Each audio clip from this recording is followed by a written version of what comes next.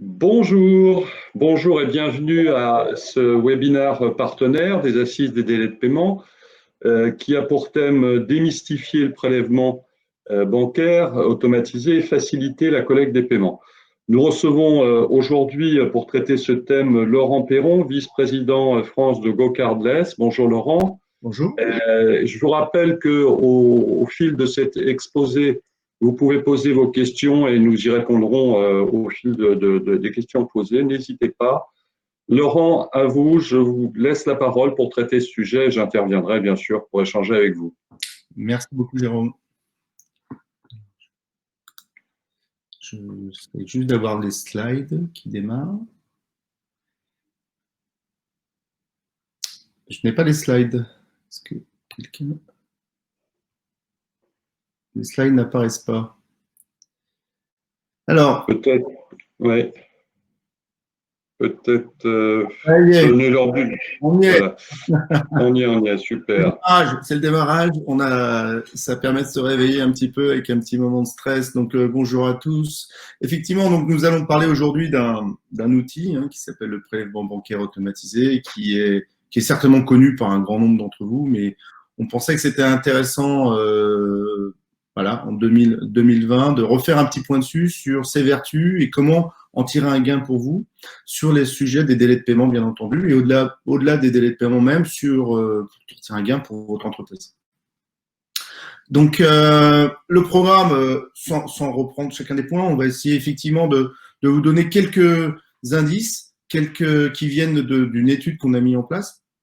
Et également, on va parler de ses vertus au travers de cas clients, au travers d'usages, et aussi également ce que peut apporter une plateforme de prélèvement bancaire automatisé.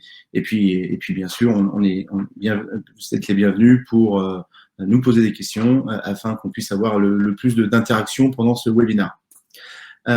Sur GoCardless, donc GoCardless, c'est une société de type fintech. Je pense que c'est un mot que maintenant tout le monde a plus ou moins assimilé, société anglaise, qui s'est spécialisée sur le prélèvement bancaire automatisé, en développant une plateforme qui est reconnue comme un moyen de paiement autour de ce prélèvement bancaire. Et ce prélèvement bancaire automatisé, on le met en place pour les entreprises, les associations, voilà, au sens large. Même certaines banques l'utilisent dans le cadre de leurs activités. Donc, juste en quelques chiffres, GoCardless, c'est 15 milliards de transactions, c'est 8 monnaies différentes. Donc, bien sûr, en France, on pense principalement à l'euro. Donc, GoCardless, c'est accrédité par la CPR, chose importante, mais on a la même chose en Angleterre, également dans le Nordique, Nord-Amérique et Australie, Nouvelle-Zélande. C'est un point assez important parce que effectivement, beaucoup de nos clients raisonnent France dans leur délai de paiement, mais aussi sont des sociétés qui, quelle que soit leur taille, réfléchissent international. On a bien sûr plusieurs bureaux. Je représente le bureau français où une quinzaine de personnes officient et plus de 3000 clients sont déjà, je dirais, actifs. Voilà. Après, bon, ça intéresse toujours des gens. Voilà, est-ce que c'est un acteur solide? Oui, on a cette accréditation à CPR et oui, on a aussi levé de l'argent. Des grands noms sont joints à nous comme Google et Salesforce. Voilà. Donc, s'il y avait des questions, je les prendrai plus tard ou sur un autre vecteur. Alors, l'objectif pour nous et comme pour vous, c'est un moment de se simplifier. Quand on prend une technologie, quand on parle de technologie, quand on parle de moyens, l'objectif pour tous, c'est de produire plus vite et de manière plus simple. Nous, notre objectif, c'est tout simplement de simplifier le paiement pour que nos clients puissent se concentrer sur leur vrai métier. Et c'est vrai que quand on parle de délai de paiement, on pense rarement à automatisation, mais beaucoup de temps passé, quoi. Donc, voilà, nous, notre objectif en tant que plateforme, c'est de vous aider à passer un temps utile, même si c'est sur le délai de paiement, pour l'améliorer, regarder des KPI, et puis après, de s'occuper des mauvais payeurs quand c'est le cas. Pour le reste, beaucoup de choses peuvent être faites avec des moyens de paiement tels que GoCardless le propose. Alors, on souhaitait, quand on a préparé ce webinaire, tout d'abord, plutôt que faire un discours commercial, vous partagez les résultats d'études qu'on fait régulièrement. Donc, on fait des études trimestrielles sur l'état de l'art un peu de la réussite de paiement sur notre base client, mais également au-delà, d'accord? Sur la France, l'Angleterre, l'Allemagne, l'Italie, l'Espagne, le Benelux, Nordique et bien sûr maintenant Nord-Amérique. Donc, je pense que c'est toujours intéressant de se benchmarker. Vous devez le faire par rapport à mon industrie, par rapport à mon concurrent ou par rapport à mes abacs, mais c'est toujours aussi intéressant de regarder une étude qualitative qui va un peu au-delà peut-être de la France, de par votre activité, ou qui peuvent donner des directions. Donc, on a juste fait une espèce d'extract de KPI qui sont ressortis, qu'on va balayer assez rapidement. Donc, cette étude qui s'appelle Indice de réussite des moyens de paiement, vous pourrez bien sûr la voir. Il suffit de contacter Jérôme aux assises pour éventuellement leur demander et de la voir dans son intégralité. L'objectif là, c'est donc de passer rapidement sur un sujet et qui m'ont interpellé quand je l'ai vu en me disant tout simplement est-ce qu'on va aussi loin, est-ce qu'on a cette granularité dans certaines entreprises? J'imagine que oui, pour certaines non. Donc on va vous les présenter. Donc en gros, un des indices qu'on a retenu, c'est sur la réussite des moyens de paiement. Et ce qui a été surprenant dans cette étude, ce qui est ressorti, c'est que un paiement sur 34 ne sera pas encaissé avec succès. Donc, on s'aperçoit que même avec des choses assez automatiques ou avec des moyens qu'on pense aura les paiements habitués, on n'encaisse pas tous les moyens de paiement. Et ça, c'est un sujet important. C'est non seulement de se dire comment on peut améliorer ça, mais aussi après de savoir pourquoi. Pourquoi on n'a pas pu l'encaisser. Je pense que dans ce webinaire, beaucoup de personnes qui assistent, c'est un petit peu leur pain quotidien. Alors là, c'est dans l'étude également, il y a un impact sur la valeur. Donc, une étude globale, donc c'est en dollars, mais on peut facilement dire voilà, à peu près 1 million d'euros. Pour les grandes entreprises, chaque année, là, la cause d'échec de moyens de paiement pour les grandes entreprises, c'est 1,2 million, 1 million d'euros, on va dire. L'échec de paiement, c'est pas des gens qui refusent de payer, c'est l'échec tout simplement d'avoir peut-être pas insisté pour être payé. Quand on est une ETI, ce chiffre qui est à peu près, si on devait le mettre en pourcentage, à 2,1% de l'ensemble des paiements, va jusqu'à 3,6%. C'est-à-dire que pour une ETI, on est beaucoup plus impacté que pour un grand groupe, mais ça surprendra peut-être personne, pour plein de raisons, de par la relation qu'on peut avoir entre un client et son fournisseur. Et c'est aussi des causes qu'on connaît tous, comme un impact direct sur le cash flow. Alors, il y a aussi un autre point, ça c'est très surprenant, surtout moi qui ne viens pas forcément du monde des paiements, c'est que dans cette étude, sur tout ce flot d'études, nous nous sommes aperçus que seuls 3,5% des 3,5% des paiements n'étaient pas retentés. D'accord? C'est-à-dire que des entreprises font, par exemple, un prélèvement, un virement, enfin, il y a un paiement qui se fait, qui est censé être fait, et on s'aperçoit que ça ne fonctionne pas. Eh bien, 3,5% des cas, ce qui paraît faible, mais quand on travaille sur des gros volumes, ça fait tout de suite beaucoup d'argent, eh bien, n'est pas retenté.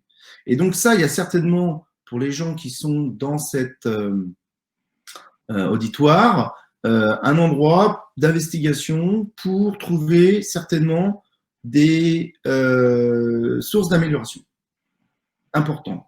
Le problème de cette approche, c'est que si on ne retente pas, peut-être qu'il y a des procédures qu'on voit directement au contentieux et on va appeler après un client pour dire vous n'avez pas payé.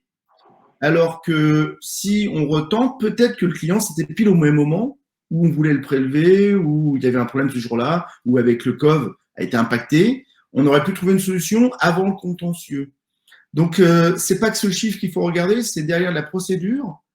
Pourquoi pas retenter? Et deuxièmement, pourquoi arriver directement après dans une procédure un peu plus conflictuelle avec son client? Alors, un des autres indices qui était intéressant, on a bientôt terminé sur les indices, mais on pensait que c'était vraiment, c'est qu'il y a le taux d'échec. Le taux d'échec est vraiment différent en fonction du moyen de paiement utilisé. Donc ça, c'est vraiment un des points importants de ce webinaire sur lequel, si vous deviez noter au stabilo ce que je dois retenir de ce webinaire, c'est qu'en fonction du moyen de paiement, on a des taux d'échec différents. Je pense que c'est à peu près assimilé par tout le monde, mais on ne se le dit pas assez souvent. On reste très souvent sur j'utilise ce moyen de paiement, c'est comme ça. Ou bien les commerciaux ont décidé que c'était la carte bleue, ou bien historiquement, on faisait comme ça. Eh bien, là, dans ces périodes un petit peu difficiles où tout le monde essaie d'optimiser la trésorerie, les délais de paiement, pour que l'écosystème global et pas juste sa seule entreprise fonctionne bien, parce que quand on est mal payé, ça peut être aussi des fournisseurs qu'on paye mal, eh bien, ça, c'est un point important. Donc, typiquement, lorsqu'on parle de porte-monnaie électronique, pour ceux qui connaissent très bien, juste pour donner d'autres porte-monnaies électroniques des noms, on a une société comme PayPal, qui est bien connue. Certaines sociétés avec leur PME utilisent PayPal, mais il y a aussi d'autres usages, des cartes prépayées qui correspondent à des porte-monnaies électroniques comme Skrill, sont des sociétés qui vous permettent de faire ça. Bon, alors, c'est fantastique, c'est un super outil, ça a des vertus aussi, c'est pas que des… Mais par contre, ça a un impact direct sur les taux d'échec. Et donc là, à regarder quel est le meilleur moyen de paiement par rapport à si vous avez des hauts taux d'échec sur les paiements, il faut peut-être regarder le moyen de paiement et faire une étude. Alors, vous n'avez peut-être pas tous le porte-monnaie électronique, on peut le concevoir, mais ça peut être le chèque encore, ça peut être la carte bleue, ça peut être la lettre de change, ça peut être le virement et pour certains le prélèvement. Alors, juste comme ça, pour résumer, bien sûr, dans cette étude, bien, vous pourrez passer des heures à lire, mais globalement, on s'aperçoit qu'on peut rapidement, en étudiant certains de ces indices, identifier des coûts immédiats et des réponses faciles à traiter ou rapides à traiter. Donc, souvent, on se dit que c'est un mal profond. En tant que Français et en ayant fait une école de commerce dans les années 80, on nous parlait déjà des délais de paiement comme un des mâles pour les PME, les grandes entreprises. Il y a eu beaucoup de lois, beaucoup de choses qui ont été faites, il y a eu beaucoup de progrès, il faut aussi l'accepter et le dire, mais aujourd'hui, c'est encore un grand sujet, je pense. Et les crises économiques nous secouent par rapport à ces moyens-là. Donc, l'objectif, c'est de se dire, oui, c'est un mal, mais il faut le traiter, et regardons vraiment les points. Donc, on s'est aperçu que dans les échecs de paiement, il y avait quand même des endroits d'amélioration qui permettaient d'avoir des gains rapides, et que le moyen de paiement permettait directement d'améliorer ces indices. C'est-à-dire, en fonction du moyen de paiement, on va pouvoir impacter à court terme, c'est-à-dire dans les moins de 12 mois, moins de 6 mois pour certains, directement le délai de paiement et globalement le cash flow d'entreprise. C'est un sujet important, c'est pour ça que vous assistez à ce webinaire, que vous venez régulièrement aux assises, mais je pense que c'est pas forcément quelque chose qui est le plus remis en question souvent dans le monde de l'entreprise. Et ça vient pas forcément du monde de la finance ou des délais de paiement. Ça vient aussi des fois des directions générales qui disent « Ouais, mais le client, il a toujours payé comme ça. Et j'aurais du mal à le faire autrement. » Eh bien, c'est le moment, là, dans ces moments un peu challenging, où le client nous demande aussi des efforts, de se dire « Ok, vous voulez qu'on paye, on liste cette facture, vous ne pouvez pas payer à échéance. » Eh bien, par contre, moi, maintenant, on veut changer la façon dont on travaille depuis 20 ans ensemble. Et le moyen de paiement peut être une bonne opportunité. D'autant que le prélèvement, vous pouvez le faire en 3 fois, en 4 fois, etc. Donc, alors, le prélèvement, effectivement, c'est qu'on peut, nous, en tant qu'entreprise qui vont utiliser le prélèvement, l'adapter à plusieurs business models, plusieurs styles de facturation et payer en 3-4 fois. C'est vrai que dans cette situation, on a tous été enclins à aider nos clients. On a tous été, et la façon d'aider les clients, c'est de lisser peut-être des factures, c'est d'autres moyens, quitte à, et surtout de leur permettre de nous régler. Parce que c'est très bien après d'être donné, mais être sûr d'être payé, parce que sinon le délai, il peut juste s'allonger. Donc, alors effectivement, quand le prélèvement bancaire automatisé, voilà, nous on pense que c'est quelque chose qui n'a pas été testé dans l'entreprise ou mis vraiment de manière industrielle. On va expliquer certaines sociétés, puis n'hésitez pas à poser bien sûr des questions. Mais il a des vertus intéressantes en ces moments, on va dire, de crise économique, sanitaire, mais aussi dans ces moments où il y a plein d'opportunités, dans ces moments où il y a plein de changements de business model, comme l'abonnement, l'économie de l'abonnement, qui n'est pas juste liée aux médias, mais on voit d'énormes tranches de secteurs, voire quasiment tous les secteurs d'activité, qui testent plein de business models, quelle que soit la taille de l'entreprise. Une société qui démarre aujourd'hui ou une énorme société internationale ont ce genre de réflexion. Donc, avant de rentrer dans ce sujet, juste pour rappeler, dans les moyens de paiement, et je pense que les personnes faisant partie de ce webinaire sont sensibles, savent la différence, mais je préfère le répéter. Donc, en gros, il y a plusieurs familles de moyens de paiement. Il y a les moyens de paiement où le consommateur ou votre client envoie lui-même son règlement. Alors, c'est le virement, c'est le chèque, c'est la carte bleue. La carte bleue qui est en France et aux États-Unis et reine presque maintenant. C'est-à-dire que même moi, en tant que DG d'une société, on me demande ma carte bleue des fois pour payer au nom de ma société des frais ou un fournisseur. Donc, ce qui est quand même étrange. Donc, il y a des coûts. des frais cachés, il y a un taux d'attrition élevé. Ça, c'est quelque chose qu'il faut retenir. Qu'est-ce que le taux d'attrition?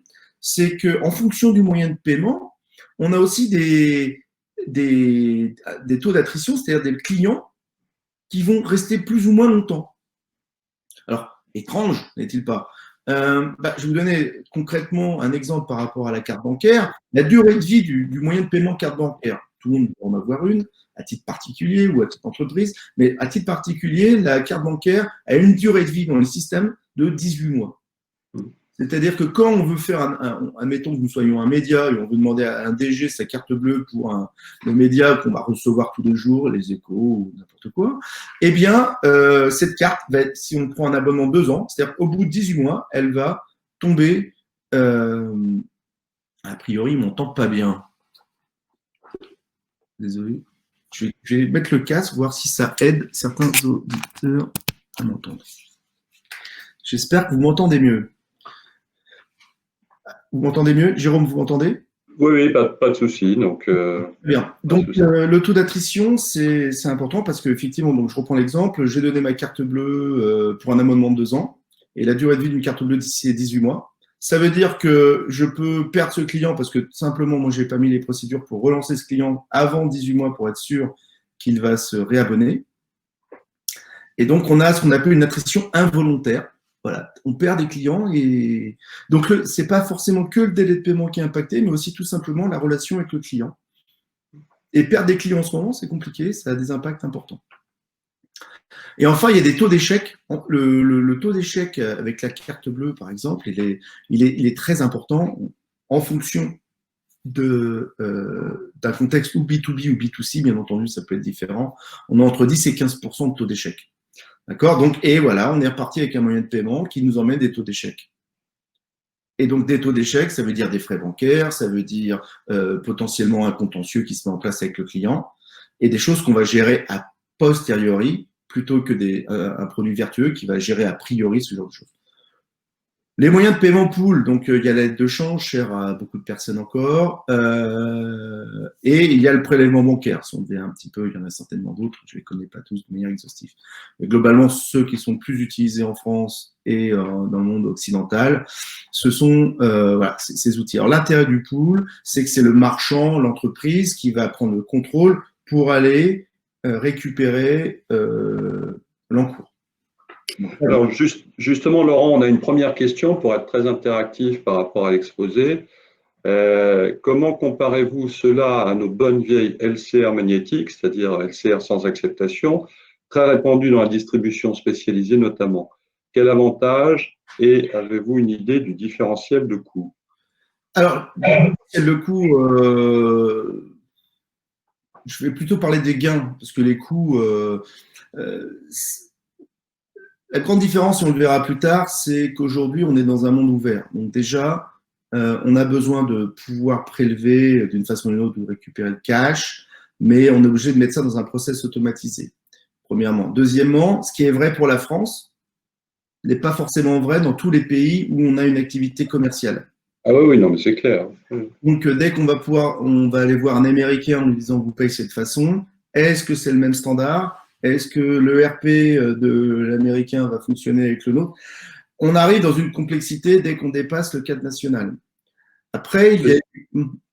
Oui, je dis ceci en plus, pour répondre aussi à cette question, je pense que ça va être une tendance lourde de changement parce qu'il est clair que les effets de commerce qui sont très spécifiques à l'Europe du Sud, un jour ou l'autre, vont disparaître, à mon avis, remplacés par le VCOM ou d'autres moyens ou les prélèvements à date, par exemple.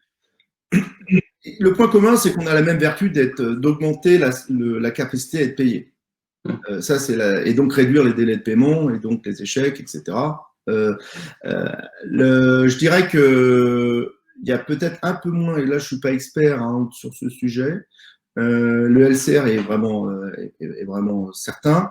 Nous, on apporte un tout petit peu de risque. Par contre, on emmène une adaptation à différents business models. C'est beaucoup plus simple de changer. Par exemple, on parlait du lissage tout à l'heure d'une facture. On peut aussi faire des différentes facturations plus dans le mode rapide au mois, avec une facturation qui sort quasiment instantanée et il n'y a pas besoin d'un gros ERP derrière ou PGI, on appelle, si vous souhaitez le dire en français.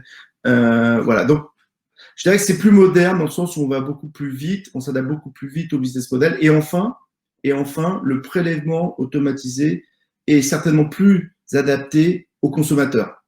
C'est-à-dire que dans un monde B2B, d'entreprise à entreprise, dans certaines catégories, je pense que LCR a encore quelques temps à vivre, bien sûr. Hein.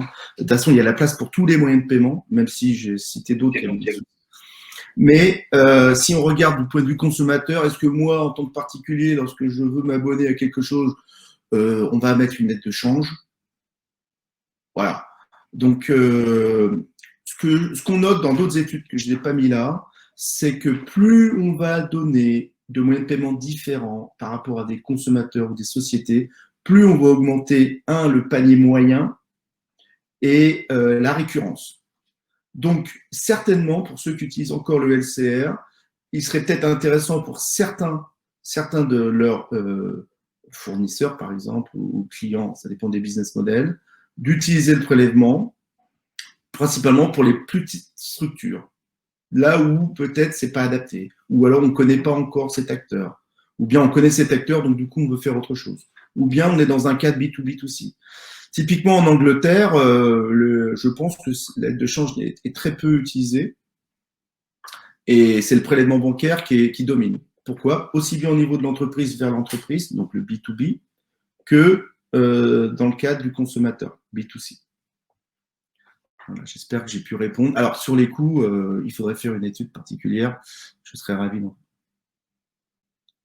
Quels sont les impacts d'un rejet prélèvement par un client, un rejet bancaire? Ah bah, les rejets provoquent… Peut-être, Laurent, lire la question parce que les personnes qui assistent au webinaire ne voient pas les questions posées. D'accord, ok. Je vais juste finir ce slide parce qu'il y a une partie des réponses dans cette présentation. Merci pour cette question. Je vais la reprendre après, juste que j'ai le temps de dérouler. Donc, un meilleur contrôle, on augmente la rétention parce que quelque part, un prélèvement, c'est un mandat. On a donné, nous, mandat en tant que consommateur ou société cliente à cette société au travers de sa banque ou au travers d'une société comme Coca à vous prélever. D'accord? Et donc, la durée de ces mandats est le double de la carte bleue en moyenne, 3 ans ou plus.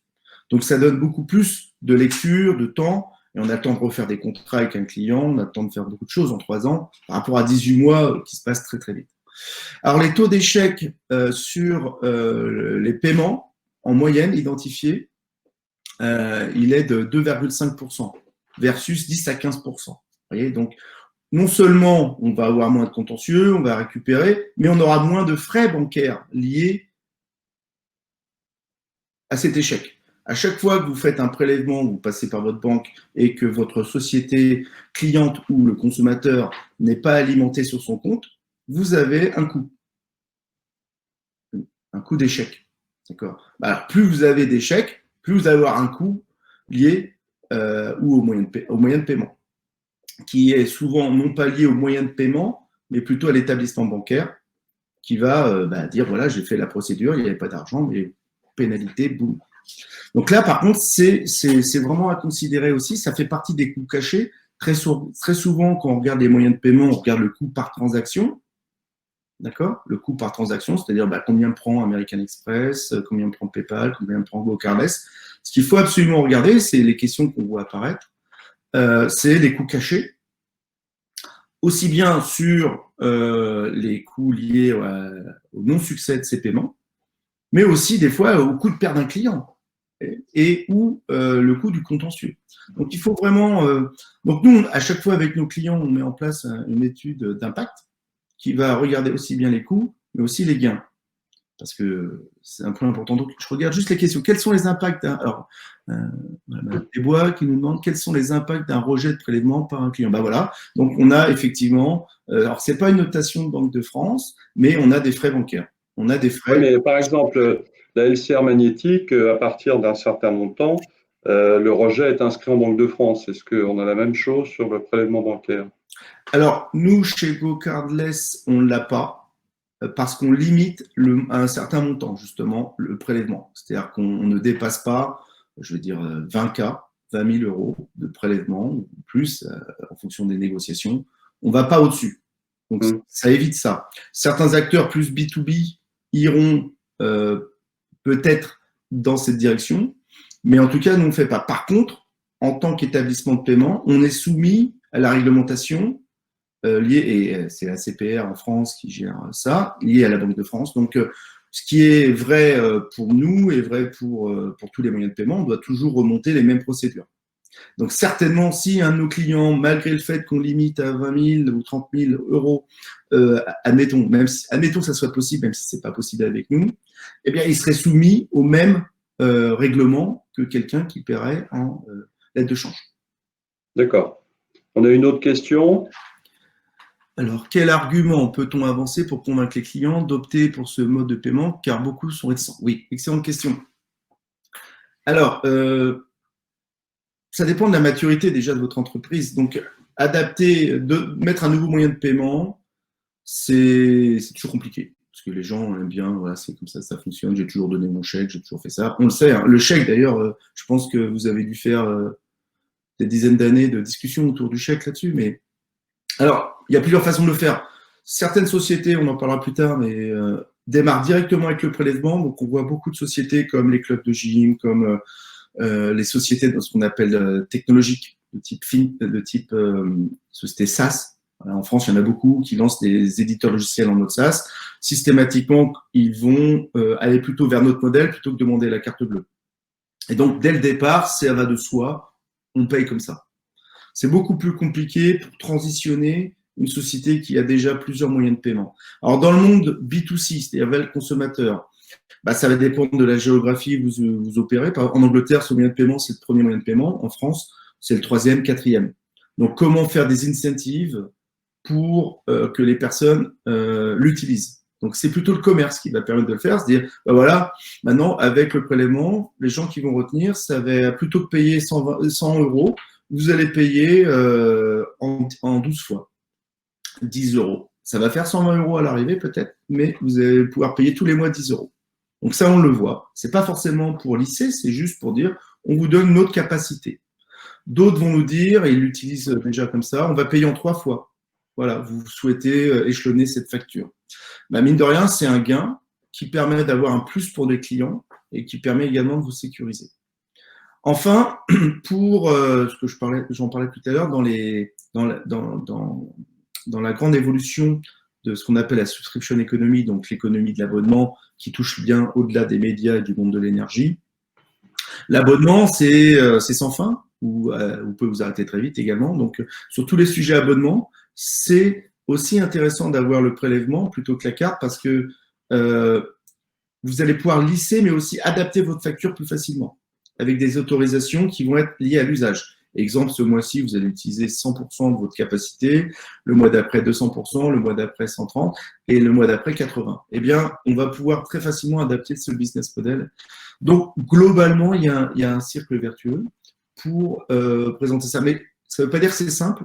Il faut toujours se dire quel est le gain pour l'entreprise, quel est le gain pour mon consommateur ou mon client. Voilà. Dans le contexte actuel aussi, ce qui est intéressant, c'est qu'il y a DSP2 qui arrive. Donc la DSP2, c'est des lois qui sont censées protéger, européennes, qui vont protéger le consommateur et le marchand liés à plusieurs moyens de paiement et principalement contre la fraude. La notion de push-pull, là, est vraiment à étudier. C'est-à-dire que globalement, le DSP2 est là pour protéger la fraude carte bleue et tout ce qui est lié à porte-monnaie, électronique, etc. Tout ce qui est lié au push. J'envoie mon information vers quelqu'un. En utilisant le prélèvement bancaire, localess ou pas, en tout cas le prélèvement bancaire automatisé, je ne dis pas qu'on évite le règlement, parce que l'objectif, c'est pas d'éviter le règlement, mais plutôt le règlement DSP2 qui va pour la protection du consommateur et de ses marchands. Quelque part, on le sentira peu ou pas en termes d'impact. Pourquoi? Parce qu'on aura naturellement l'autorisation de prélever quelqu'un. Le mandat pour le faire. Et ça, c'est aussi un gain. Et si je me mets du côté consommateur pour répondre encore à ces derniers points, c'est vachement rassurant. À un moment, le moyen de paiement me fera signer ou pas avec ce client, avec ce fournisseur. Je prends l'exemple de l'e-commerce. De 98 à 2014, il y a eu deux freins à l'e-commerce en France. Le premier, c'était le moyen de paiement, c'est-à-dire la peur du consommateur de donner sa carte bleue. Et ça a été un frein qui a duré très longtemps. Vous vous rendez compte 1998, 2014, 2015. Pourquoi? Parce qu'on se disait, si je donne ma carte bleue, ça peut être fraudé, ça peut être mis dans le darknet, ça peut partir n'importe comment, et je ne sais pas comment le marchand va l'utiliser. Et le deuxième, c'est plutôt lié à la direction générale des entreprises qui ne voyait pas l'intérêt ou ça coûtait très cher pour ce que ça pourrait ramener. Ces deux points, vous voyez, maintenant en 2020, comme ça a changé, l'e-commerce est en train de monter, et on ne se dit plus est-ce que je dois investir ou pas, et la crise sanitaire qui nous a fait vivre aujourd'hui voit arriver beaucoup de choses vers le direct to consumer, vers le B2B, vers le B2C et l'e-commerce. Et là, quel moyen de paiement je vais mettre en face? Parce que j'ai quand même, si je fais ça, c'est pour récupérer aussi de l'argent et réduire mes délais de paiement. Et le moyen de paiement, c'est pas pareil quand on connaît le moyen de paiement ou pas. Par exemple, PayPal, tout le monde connaît, la carte bleue, tout le monde connaît, c'est rassurant en tant que consommateur ou qu'entreprise. La lettre de change, c'est rassurant. Le prélèvement bancaire, ça doit être rassurant. Et donc, on imagine que ça va améliorer la conversion entre des prospects vers des clients. C'est un petit peu comme toutes les normes ISO ou la norme qualité, le bio, etc. On va mécaniquement rassurer beaucoup plus avec ce genre de moyen de paiement. Laurent, on va avancer, mais je pense qu'il y aura deux beaux exemples d'entreprises que vous allez nous montrer tout à l'heure et qui vont imager votre propos. Tout à fait. Voilà, je voulais juste revenir. Effectivement, on parle de délai de paiement, on parle d'amélioration des échecs, mais la beauté de l'exercice, c'est aussi de se dire on fait ça pourquoi, quoi. On a une entreprise dans laquelle on a plusieurs façons de facturer, alors elle peut être différente en fonction de la taille d'entreprise. Certaines entreprises font tout, d'autres juste un style de facture. Mais en gros, on a la facture classique, j'envoie où il y a une prestation, je facture. Ça, c'est le dominant. On peut avoir des factures mensualisées, bien sûr. On peut avoir une facture régulière ou on peut avoir irrégulière. On a de plus en plus un modèle qu'on voit dans les grands groupes français de tester le mode d'abonnement. On va vendre plutôt que le corps métier, on va commencer à vendre des services complémentaires liés à des boîtes, liés à des services connectés. De plus, c'est très lié à l'IoT actuellement, et également des services complémentaires qui emmènent par exemple un grand groupe sur un marché. Alors ça, c'est très très important parce que c'est les futures sources de croissance. Et là, ce qui est attendu, c'est la possibilité de facturer de cette façon. Alors, un des bons exemples le plus simple, c'est en dehors de la facture électrique, c'est l'édition logicielle. Dans les années 80, 90, début 2000, vous achetiez un éditeur, vous achetiez un logiciel, vous payez, facture, clac, vous devez tant. Et dans les années 2000, sont arrivés le modèle, ce qu'on appelle SaaS, Software as a Service, qui vous dit, voilà, vous allez pouvoir utiliser notre logiciel sans en être l'acquéreur, vous êtes juste l'acquéreur de l'abonnement, et payer à l'usage. Alors Salesforce, c'est celui qui a mis ça en place, mais il y en a plein d'autres, et aujourd'hui c'est le modèle dominant de l'abonnement.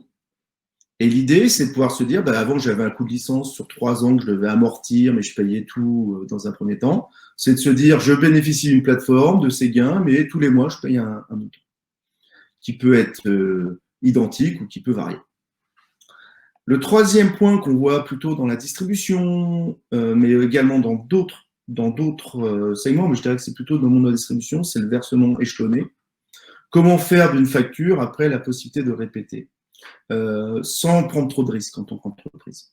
Voilà. Donc nous, ce qu'on voit du prélèvement, c'est qu'on est capable de s'adapter à ces 3 modèles, ou pour une seule entreprise, ou pour plusieurs entreprises, à savoir un grand groupe peut éventuellement tout faire. Donc, je vous invite à regarder le style de facturation que vous faites actuellement et également la direction générale où elle souhaite aller avec des initiatives sur l'IoT, l'e-commerce, l'abonnement, voilà, c'est les grands mots, ou bien la relation client avec les paiements échelonnés ou l'abonnement.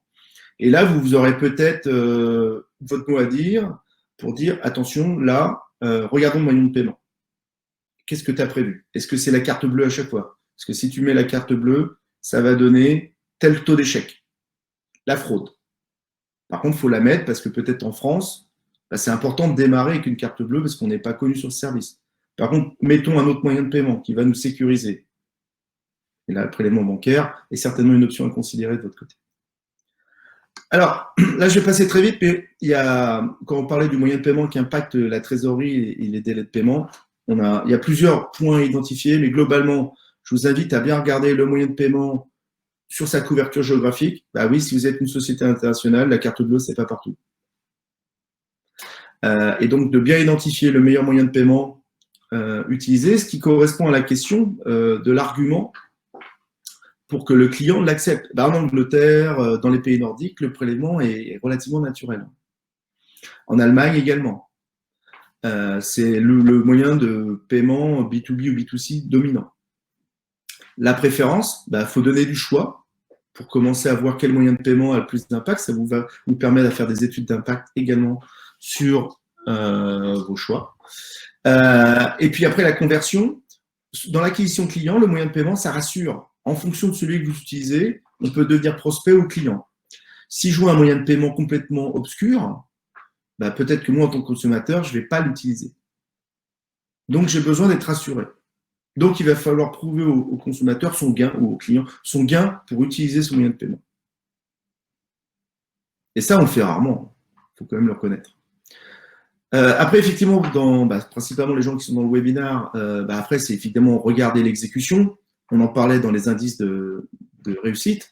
On s'aperçoit qu'il y a quand même beaucoup dans cette horlogerie fine de points d'amélioration qui sont à étudier et après à essayer de régler au mieux possible. Et enfin, l'impact sur la trésorerie et la relation client. Je pense que le délai de paiement, on est vraiment dans le sujet. C'est-à-dire que si on arrive à identifier ces deux dimensions, à l'arrivée, c'est une meilleure trésorerie pour l'entreprise, je pense, ce pourquoi nous sommes ici, mais aussi une meilleure relation avec le client. Et à long terme, la trésorerie, c'est rien par rapport à cette relation client, surtout dans un monde qui va de plus en plus dans l'abonnement, où les relations de fidélisation sont clés et de service. Mais lorsque on est souvent en contentieux avec un client, c'est difficile de le conserver également. Ou parce qu'on ne souhaite pas le garder, ou parce que lui se dira j'ai été maltraité, parce que c'est juste la première fois que je n'ai pas pu régler, et la société fournisseur n'a pas été compréhensive. Donc ça, effectivement, c'est des sujets que vous souhaitez discuter avec nous, on sera heureux, mais je pense que naturellement, c'est des sujets sur lesquels vous travaillez, ou tout le moins en partie, et on vous invite à les rouvrir en ce moment, dans ces moments un peu de challenge liés à la crise économique, mais aussi c'est plein d'opportunités. On a plein d'opportunités pour attirer des nouveaux prospects et les convertir en clients, et c'est lié au paiement qui après impactera le délai. Donc tout est lié, c'est la vertu, c'est un cycle vertueux qu'on peut mettre en place comme un cycle un peu difficile si on ne le fait pas bien. Alors, juste en un slide technologique, parce que il y a beaucoup de mots, prélèvement bancaire, vous le connaissez, je pense tous. Donc, nous, ce qu'on fait véritablement, donc on fait plus que du prélèvement bancaire, on a d'abord développé effectivement cette capacité d'être établissement de paiement pour pouvoir prélever un client et après reverser les fonds dans une entreprise cliente, locale, un marchand.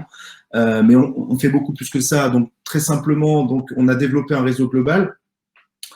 On a démarré en Angleterre, on s'est dit après l'euro, c'était important pour nos clients anglais, aussi c'est important pour nos clients français, pour les clients américains. Donc, on a développé progressivement un réseau mondial de monnaies sur lesquelles on allait pouvoir prélever. Ce qui paraît simple, mais qui est plus compliqué que ça en a l'air parce que c'est très réglementé, heureusement d'ailleurs. Donc, on a, au-delà du prélèvement, on a dû adapter aussi ces capacités de prélèvement technologiques et techniques au régulateur qui est heureusement là pour protéger l'ensemble de l'écosystème. Donc là, c'est les huit monnaies dont on parlait en introduction. Effectivement aussi, on a développé des notions qui vont vers l'open banking. Alors ça, je vous invite à suivre des webinaires dessus, organisés par Jérôme, mais c'est un sujet qui est important parce que l'open banking, globalement, va permettre à une société de plus en plus de regrouper plusieurs outils et d'avoir une vision consolidée. C'est comme ça que je le perçois, c'est-à-dire la consolidation, plutôt que voir chacun de nos comptes, chacun des outils un peu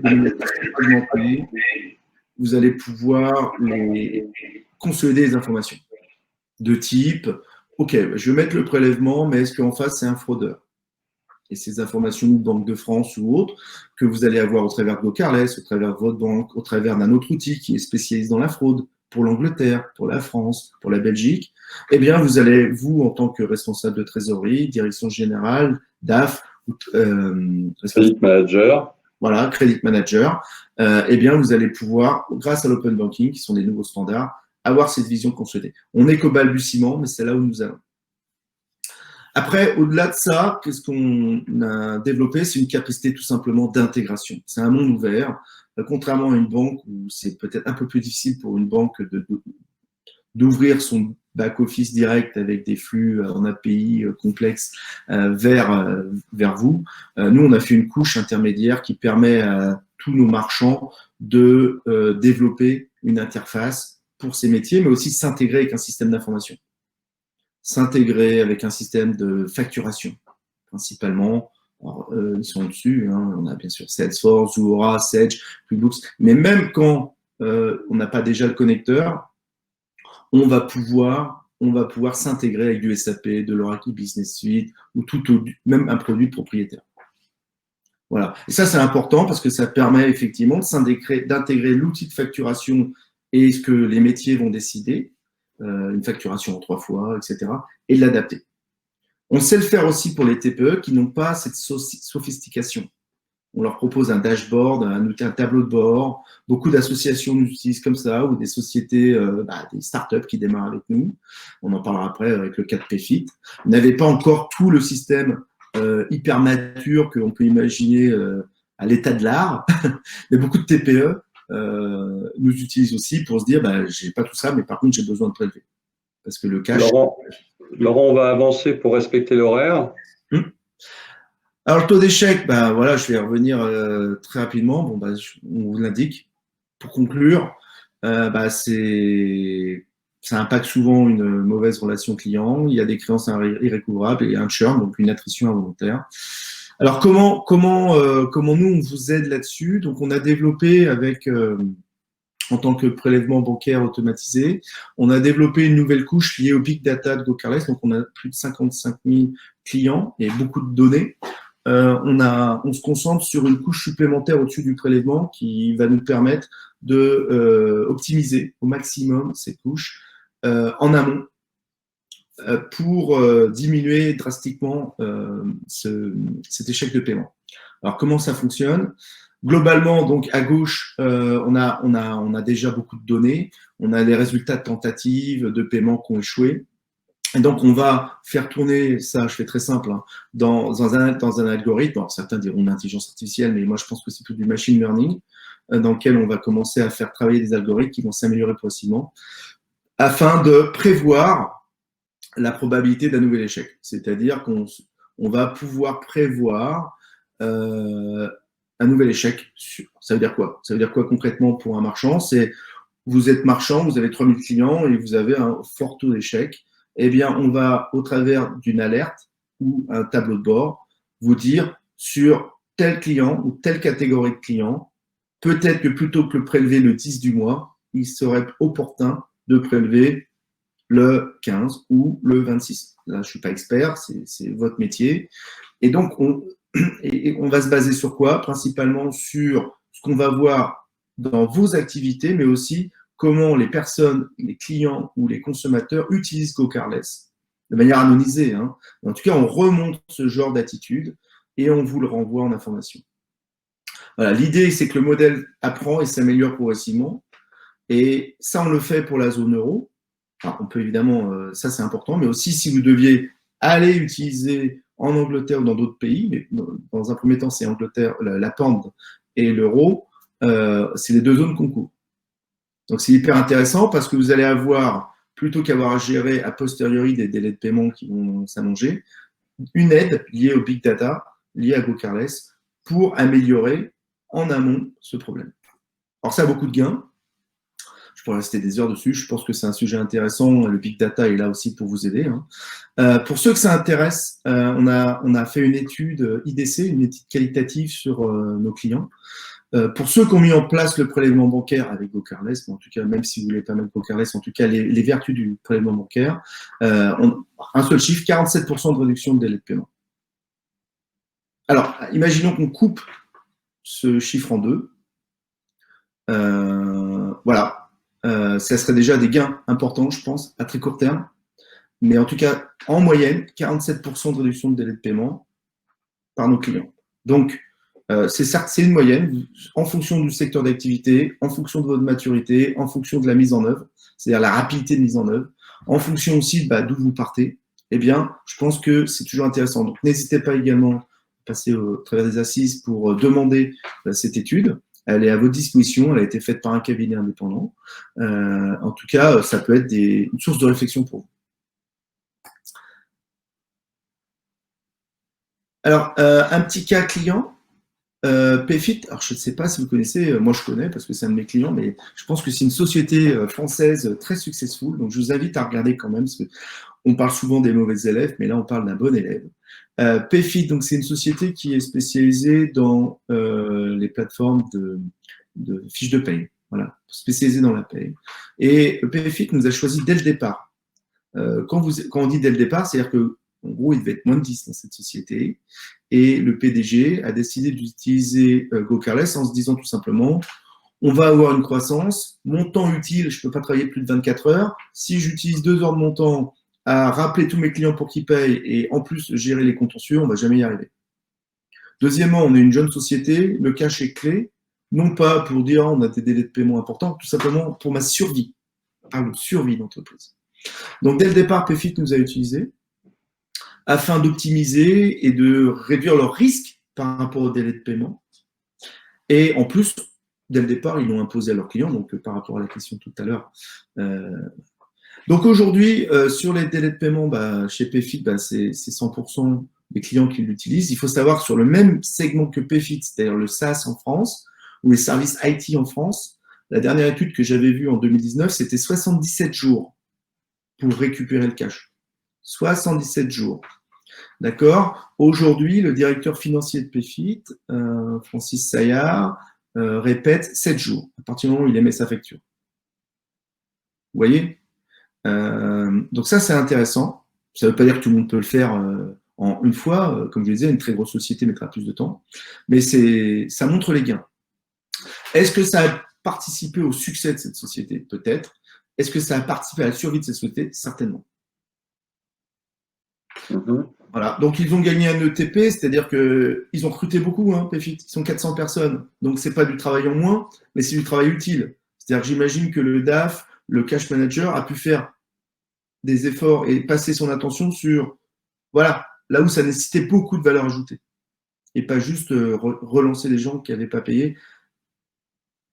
Donc, ça, c'est hyper intéressant. N'hésitez pas à les contacter si vous le souhaitez.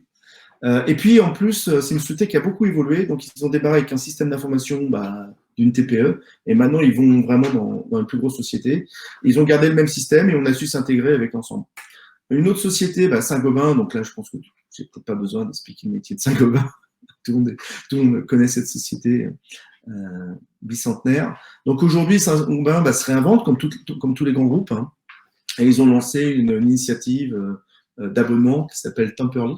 J'imagine que certaines personnes le connaissent. Et que fait Temperley, quelque part? C'est une société de chez Saint-Gobain qui va s'occuper de l'abonnement pour les chauffagistes de Saint-Gobain. D'accord? Pour les syndics, pour le bâtiment de manière générale. Et donc, l'idée de Saint-Gobain, au travers de Temperley, c'est de lancer une logique d'abonnement. Et l'objectif pour eux, bien sûr, c'était d'avoir un temps utile pour leur installateur ou pour cette équipe très métier, afin de s'occuper principalement de créer des compteurs, des installer, de l'entretien, le service client. Mais ils ont choisi dès le départ de mettre le prélèvement. Donc même pour un grand groupe, on peut mettre sur une initiative d'abonnement le prélèvement. Alors, il faut savoir que leur cycle client, ça pouvait être aussi bien des grosses entreprises ou des entreprises de taille moyenne, mais aussi des particuliers ou des syndics. Donc, la carte bleue, le chèque, ils ont voulu éviter et ils ont mis ça en place. Donc, il y a pas mal de témoignages en ligne du patron de Temperley. N'hésitez pas à regarder. Je pense que c'est un business model intéressant aussi et de montrer comment on peut se réinventer et en quoi les délais de paiement ou surtout le moyen de paiement va pouvoir aider ce nouveau business model qui est l'abonnement. Donc voilà, bon, je passe rapidement parce que le temps passe tellement vite. Voilà, juste pour le débat, je vais regarder, il y a peut-être des questions que j'ai pas pris, Jérôme, on va refaire un petit point, mais globalement, si je devais faire un petit résumé, regardez, pour les délais de paiement, regardez aussi les moyens de paiement. Comme vous avez pu voir dans l'étude, il y a des impacts directs sur les risques et sur le délai de paiement. Aussi bien sur le délai de paiement immédiat, mais également sur les risques et sur les non-paiements. Voilà. Après, il faut commencer à introduire des tentatives. C'est assez surprenant. C'est vraiment une des choses qui m'a le plus ressorti, c'est qu'on ne réessaye pas. J'étais encore il y a 2 jours avec un client qui me disait j'ai testé qu'une seule fois mon prélèvement. Avec GoCarless, vous pouvez tester jusqu'à 3 fois par mois un prélèvement. Bon, ça fait peut-être beaucoup, mais peut-être que cette société, dans ce moment un petit peu complexe, n'a pas voulu politiquement trop pousser son client, mais il faut savoir que il y a des fois, c'est juste le client, c'est pas que le client ne veut pas payer, c'était juste pas la bonne fenêtre de règlement. Et enfin, il y a un effet vertueux au prélèvement bancaire. Voilà, ça va vous permettre au Crédit Manager de vous concentrer aussi sur d'autres outils, sur d'autres bénéfices à apporter, mais aussi apporter beaucoup de réponses au métier, au-delà du cash, sur sécuriser un nouveau business model, un DG qui souhaite lancer un nouveau business model, comment on veut gérer le délai de paiement, quels moyens de paiement, le développement international, comment les délais de paiement sont différents en fonction des pays, pourquoi est-ce que c'est lié aussi aux moyens de paiement. Donc voilà, il y a beaucoup de choses. Et enfin, et pour moi, c'est un des nerfs de la guerre, c'est la relation avec le consommateur ou le client. Comment limiter la friction négative, conserver les clients, ou tout au moins pouvoir faire un distinguo entre le mauvais payeur absolu et tous les autres. Parce que dans tous les autres, il y a peut-être 75% de clients sur lesquels on va pouvoir trouver une solution. Les autres 25%, c'est des chiffres à l'oral comme ça donnés sans baser sur une étude, c'est peut-être là où il y aura du contentieux. Donc, diminuer le contentieux pour se focaliser sur là où il y a du vrai contentieux et trouver des solutions avec des clients pour les garder le plus longtemps possible. Très bien, Laurent. Merci en tout cas de cet exposé très complet. Moi, je rebondis sur des questions qui ont été faites, qui étaient intéressantes quand même, sur la LCR magnétique et la comparaison avec le prélèvement. Ce qui sera intéressant, c'est de creuser, est-ce que quand j'utilise la LCR magnétique sans acceptation, j'entends, le délai de retour est plus long qu'en cas d'un prélèvement? C'est une question ouverte. Ce que je retiens par contre par rapport au prélèvement et la LCR magnétique, c'est-à-dire que vous gérez les représentations. C'est-à-dire j'ai un premier prélèvement qui est rejeté, je vais, en fonction de la définition que j'aurai retenue avec mon client, retenter le prélèvement 1 semaine, 3 jours après, etc. Exactement. On peut modéliser avec le client ou un paiement en plusieurs fois, un lissage, dont on parlait tout à l'heure, ou bien effectivement une représentation jusqu'à 3 fois dans le mois. Ouais. Voilà, donc ça c'est intéressant. Alors, il y a une question sur laquelle je vais répondre qui a été posée, mais on peut dépasser les 60 jours avec ce système. Alors en France, non. Vous ne pouvez pas dépasser les 60 jours. Ça, c'est le délai maximum. Par contre, ce type d'outil peut être utilisé quand vous mettez en place un moratoire. Vous mettez un moratoire avec un client, il est en difficulté, il vous payera en 4 fois. Mais je vous invite à faire 4 prélèvements.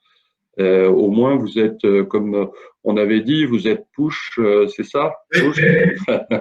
Donc, vous êtes push et donc vous tenez votre client. Il faut aussi distinguer la notion de facturation versus moyen de paiement. Ouais. D'accord? Les 60 jours, c'est de la facturation. Nous, quelque part, on s'adapte à la facturation. Mais en respectant la législation des pays. Exactement. Donc après, il faut respecter la législation des pays, mais ça va au-delà même. C'est au niveau de l'entreprise. Par contre, on a effectivement des clients qui ont déjà des contrats types et qui disent on facture tous les mois, mais d'autres qui essayent, récemment, on en a eu beaucoup, comme tout le monde d'ailleurs. Je tiens à saluer quand même tous les efforts qui ont été faits par beaucoup d'entreprises, il faut aussi le dire, pour adapter un petit peu. On a eu des clients, on est aussi une société, qu'on utilise le prélèvement pour nos propres clients. on a dû adapter, il y a eu 2 mois très difficiles au mois d'avril-mai, hein, dans lesquels on a dû aussi adapter notre facturation, et l'outil de prélèvement a permis de le faire. Beaucoup de nos clients l'ont fait aussi, de type, on va plutôt consommer. Nous, on est typiquement dans une logique d'usage, avec des abonnements. On a pu apporter une touche de flexibilité pour faciliter la vie de nos clients. Et beaucoup de nos clients ont fait pareil après, ou en même temps, bien entendu, pour faciliter la vie de leurs consommateurs ou de leurs clients également, en repoussant certaines factures, ou bien en coupant en plusieurs bouts un échelon, ou bien tout simplement en disant, bon, c'est une question de survie, j'utilise un autre moyen de paiement pour être rassuré. Voilà. Mais souvent, ils ont utilisé le prélèvement, c'est normal, ce sont nos clients, pour régler le problème. Très bien. On arrive à la fin de ce webinaire. En tout cas, merci Laurent d'avoir participé. Je rappelle que vous pouvez nous demander l'étude qui a été présentée. Vous me demandez sur mon adresse mail jmondrian@delai-paiement.fr et on vous l'enverra bien volontiers. Je rappelle aussi, et c'est important, le 28 octobre, hein, donc les assises des délais de paiement digitalisés. Vous allez voir, il y a une journée très complète avec des interventions importantes sur ce sujet des délais de paiement, mais surtout, et c'est surtout ça qui est intéressant pour vous, des témoignages d'entreprises vertueuses, mais aussi des témoignages d'entreprises qui utilisent les produits de nos partenaires et qui viendront expliquer pourquoi ils les utilisent, quel intérêt ils ont trouvé, etc. Donc, ce sera une journée intéressante pour chacun d'entre vous. Merci d'avoir participé à ce webinaire partenaire. Et donc, je vous donne rendez-vous au 28 octobre prochain. Merci et bonne journée. Merci à tous. Au revoir.